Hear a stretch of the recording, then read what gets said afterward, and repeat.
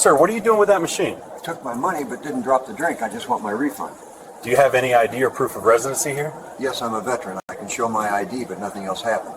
Have you ever dropped a few coins into a vending machine, pressed the glowing button, and watched in frustration as your snack got jammed against the glass? What did you do? You probably tapped the plastic, maybe pressed the coin return a few times, muttered under your breath, and eventually walked away. For most of us, losing a small handful of change is a brief annoyance. It is a story we forget before we even get to our cars. But what if those few crumpled bills were the absolute limit of your weekly budget? What if walking away meant giving up your only hot restaurant-prepared meal for the entire week? Before we dive into this incredibly profound true story, I want you to hold on to a single critical thought. Our snap judgments, those fleeting, unconscious biases we harbor about who belongs and who looks dangerous, hold the terrifying power to destroy a lifetime of peace.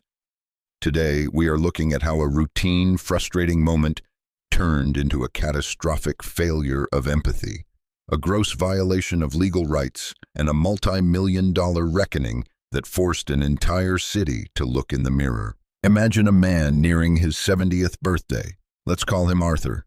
He walks with a pronounced limp, leaning heavily on a solid wooden cane. That limp is a daily, agonizing reminder of a jungle ambush in Southeast Asia decades ago. He was just a teenager when he was drafted, sent across the world to wade through flooded fields and survive terrifying firefights. He took enemy shrapnel to his knee, earning him a medal for his spilled blood, but returning to a homeland that offered him absolutely no parade. Instead of complaining, Arthur simply put his head down and went to work. For over 3 decades, he walked a neighborhood postal route. Through freezing blizzards, torrential downpours, and blistering summer heat waves, he delivered the mail, his damaged leg aching with every single step. Arthur is a widower now, living a quiet, intensely budgeted life in a modest one-bedroom apartment. When you live strictly on a fixed government pension and Social Security, every single penny has a designated purpose. His monthly income barely covers his rent, his soaring utility bills, and the expensive copays for his heart and blood sugar medications. After the absolute necessities, he is left with a razor-thin margin for food. He survives on plain oatmeal in the mornings and simple homemade sandwiches at noon.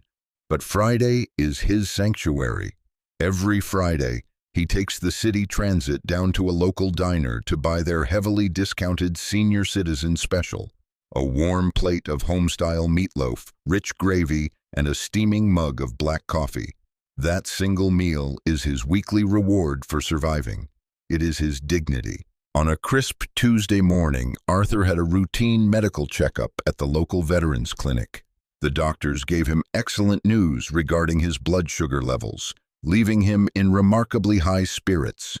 His daughter, a hard-working floor nurse at a nearby medical center, had accidentally left her packed lunch on her kitchen counter. Wanting to help, Arthur took the transit system across town to deliver her meal. He successfully dropped off the container at the third-floor nurse's station, shared a warm smile through the glass with his daughter, and slowly made his way back down to the expansive main lobby. He had some time to kill before the local public library opened, and his throat was dry. Tucked in the corner of the sterile, brightly lit lobby was a brightly glowing beverage dispenser. Arthur opened his worn leather wallet. Inside were exactly 2 crumpled $5 notes. One was strictly reserved for his upcoming grocery trip, and the other was his cherished Friday diner fund. He did the quick mental math. A cold, sugar-free cola cost $2.50. If he used one of the bills, the machine would dispense his beverage and drop $2.50 into the return tray. He would still have exactly enough silver to afford his Friday meatloaf. He flattened the paper money, slid it into the glowing slot, and pressed the selection pad. The internal metal coil began its slow, mechanical rotation. The plastic bottle inched forward, tipped over the edge, and then disastrously wedged itself firmly between the metal rack and the front pane. The mechanical hum died out. No beverage dropped into the collection bin. Worse, the digital screen flashed an error, and the coin return remained completely silent. Arthur stood there, leaning on his cane, staring at the trapped bottle. A combat veteran, a man who had survived artillery fire, the heartbreaking loss of his beloved wife, and decades of grueling physical labor, was now being robbed by a malfunctioning appliance. He reached down, his bad knee popping loudly in the quiet room, and checked the empty return slot. He stood back up, sighing heavily, and began to gently knock his knuckles against the thick plexiglass. He pressed the refund button. Nothing happened. He pressed it again. Still nothing. Now, I want to pause and ask you, what do you see in this moment? You see an elder trying to reclaim his property. But across that very same lobby stood a corporate marketing manager. Let us refer to her as Sarah. She was 38 years old, intensely stressed, and pacing the floor while wrapping up a highly volatile conference call. When she finally ended her meeting, she looked across the room and noticed Arthur. She did not see a grandfather. She did not see a retired civil servant.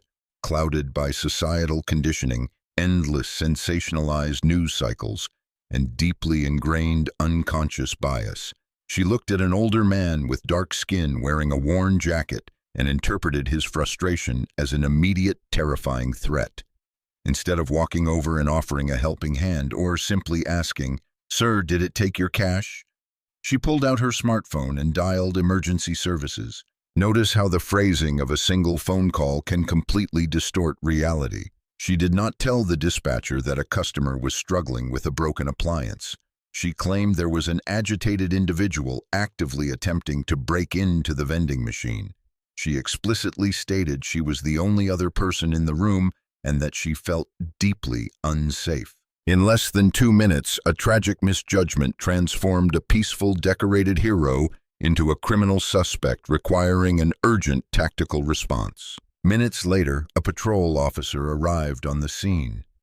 Law enforcement officers are trained to rely on the concept of reasonable suspicion and probable cause. A lawful detainment requires an officer to observe specific, articulable facts that suggest a crime is occurring. But the officer who walked through those glass doors had already formed a rigid expectation based on the dispatcher's notes. He was looking for an agitated thief, and that expectation entirely blinded him to the actual truth of the environment. At that exact moment, the building's part-time security guard, a retired firefighter who understood the struggles of living paycheck to paycheck, had just returned from his lunch break. He saw Arthur's distress, walked over, and immediately recognized the jammed bottle. He warmly assured Arthur that he would file an urgent maintenance ticket to get the cash refunded. But when the patrol officer marched over, the dynamic violently shifted. The officer completely bypassed any preliminary investigation. He did not look at the jammed soda bottle. He did not ask Arthur what had occurred. When the security guard stepped forward to de-escalate the situation, explicitly stating that no crime had been committed and that he could personally verify the equipment failure, the officer aggressively dismissed him, ordering the guard to step back. Ignoring the eyewitness testimony of a fellow security professional, the officer cornered Arthur. He demanded identification. Arthur, his hands shaking slightly from the adrenaline and the sheer humiliation of the confrontation, tried to explain that the machine had simply stolen his $5 note. But the officer wasn't listening to him. He was listening to Sarah, who was standing safely on the other side of the room, loudly reiterating her completely baseless feelings of being threatened. Right there, in the middle of a public medical facility, an aging combat hero was ordered to turn around. The cold, heavy steel of police handcuffs was ratcheted tightly around his wrists. He was placed under arrest for alleged attempted theft and disorderly conduct, all because he refused to walk away from the tiny sum of money that represented his only source of joy for the week. Arthur was transported to the local precinct, stripped of his wooden cane, his wallet, and his fundamental dignity. He was placed in a concrete holding cell for 3 agonizing hours. Imagine the psychological toll. You bleed for your nation. You work tirelessly for your community. You follow every rule, and yet society still views your very existence as a weapon. When his panicked daughter finally located him and rushed to the station to secure his release, she found her father sitting on a metal bench, looking smaller and more defeated than she had ever seen him. The police casually informed her that they simply respond to the calls they receive, completely deflecting their legal responsibility to independently verify if a crime had actually taken place. But the truth has a funny way of finding the light. The security guard who had been silenced by the officer knew a terrible injustice had occurred. He immediately pulled the digital files from the lobby's surveillance cameras. The footage was completely silent, but it screamed the truth. It showed Arthur calmly inserting his money. It showed the mechanical failure. It documented 8 full minutes of an elderly man doing nothing more than pushing buttons and gently tapping the glass. Crucially, it showed Sarah standing safely out of range, never once being approached, never once being spoken to. It captured the officer arriving, ignoring the trapped beverage, shutting down the witness and resorting instantly to handcuffs. The guard handed the footage to Arthur's daughter, who immediately retained a fierce civil rights attorney. The lawyer acquired the police body camera recordings and the audio of the emergency dispatch call through a rapid public records request. When he stitched the materials together and released them to the public sphere, the internet absolutely erupted. The visual evidence was universally devastating. Advocacy organizations, veteran support networks, and millions of everyday citizens watched in absolute horror as the absurdity unfolded on their screens. Within days, a massive civil lawsuit was filed against the municipality, the police department, and the woman who initiated the disastrous sequence of events. The legal proceedings that followed were a masterclass in exposing the fragile, dangerous nature of unfounded assumptions. During sworn depositions, the attorneys dismantled the defense piece by piece. When the marketing manager was placed under oath and asked why she felt her life was in danger, her logic completely collapsed. She was forced to admit that Arthur never looked at her, never spoke a word to her, and was armed with nothing but a medical walking aid. When pressed on why she claimed he was breaking in, she stuttered, finally admitting she only saw him tapping the plastic, an action she confessed she had done herself in the past. Her entire justification boiled down to a vague, unexplainable feeling of intensity. Her unconscious bias was laid bare on the legal record. The patrol officer fared no better under oath. When the attorneys grilled him on his fundamental failure to establish probable cause, he attempted to hide behind departmental protocol, but the lawyer cornered him. What specific protocol dictates that an officer must ignore an eyewitness, refuse to look at the physical evidence of a jammed machine, and place a senior citizen in restraints without a single preliminary question? The officer sat in agonizing silence. He could not answer because there is no lawful protocol that excuses the abandonment of critical thinking. The municipality knew they were facing a catastrophic public trial.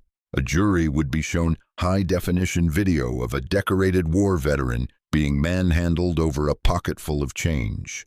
They settled out of court just months later. The financial resolution was massive, totaling over $1 million. Arthur was heavily compensated for the severe emotional distress, the false imprisonment, and the blatant violation of his civil liberties. The patrol officer faced a lengthy, unpaid suspension, was slapped with a permanent disciplinary record that destroyed his chances of future promotion, and was mandated to undergo rigorous training in situational de-escalation and the proper handling of vulnerable populations. He was even forced to pay a portion of the damages out of his own pocket. The caller, whose tragic misjudgment sparked the entire nightmare, faced severe personal consequences. She was personally sued, resulting in a devastating financial penalty.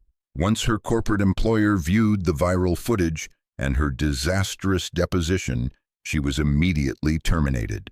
She became a national symbol for the profound dangers of weaponizing emergency dispatch services. In a moment of mandated reflection, She was ordered to complete hundreds of hours of community service at a local senior citizens center, forcing her to interact with and understand the very demographic she had so callously profiled. But perhaps the most vital outcome of this horrific ordeal was the sweeping institutional reform it triggered.